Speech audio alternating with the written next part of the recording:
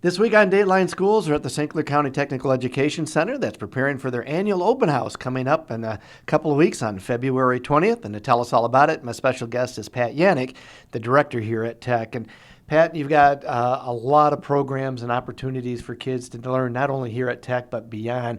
And one of those was the creation of the middle college that you have here. Tell us about that program. So our Career and Technical Middle College is a program, and it runs parallel with our current tech programs in several areas.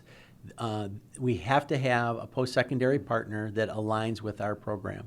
So our partner is St. Clair County Community College, and we have the programs that we have available to students that are tech programs that align with St. Clair County Community College are health careers, information technology, metal machining, robotics and engineering, welding,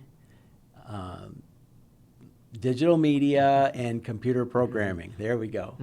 So how many kids are currently in the program? And obviously, I think you're going to be seeing this expanding these years to come, right? Yeah, we have a little over 100 students now, and students have to sign up at the beginning of the junior year.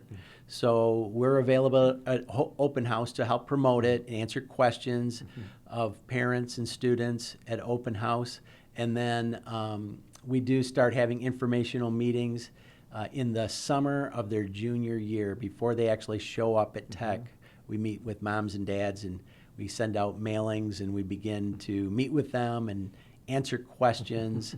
But students don't actually start attending SC4 until their senior year. And I guess the best part about it, too, these kids begin their college career, basically, and they don't have to pay for it, right? This is all for them because it's part of their school program. Currently, it's all being paid for through grant funds and through local funds here at St. Clair Tech, our local millage dollars.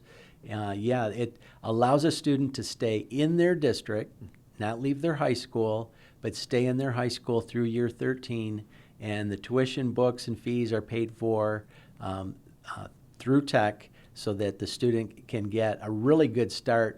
It's possible to actually get an associate degree. It's not easy to do, but it's possible if the student's able to get enough articulated credit, which means the college giving credit for their tech programs, and that's a pretty big deal. We'll be back with more tomorrow. For Dateline Schools, I'm Terry Harrington.